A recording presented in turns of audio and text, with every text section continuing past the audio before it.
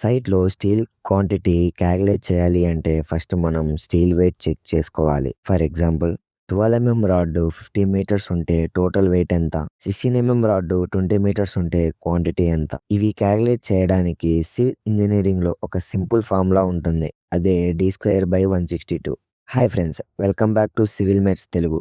BBS full course సిరీస్‌లో ఇది మన part 3 video. Steel bar weight calculate చేయడానికి formula W is equal to d²/162. D is equal to diameter in mm and constant value వచ్చి 162. Output మనకి KG per మీటర్లో అయితే వస్తుంది. ఈ formula use చేసి మనం స్టీల్ క్వాంటిటీ ఎస్టిమేట్ చేయొచ్చు, బిల్డింగ్ ప్రిపేర్ చేయొచ్చు and for example before ordering the steel total quantity ఈజీగా క్యాలిక్యులేట్ చేయొచ్చు. మనకి సైట్లో చాలా యూజ్ఫుల్ ఫార్ములా ఇది d²/162.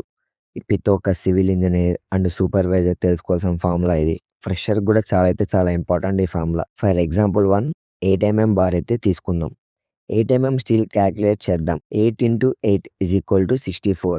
64/162 is equal to 0.395 kg per meter. ఇప్పుడు 8 స్టీల్ వచ్చి ఒక్క మీటర్కి 0.39 kg per meter అయితే ఉంటుంది. Example 2 10 10 into 10 100 100/162 0.617 kg per meter.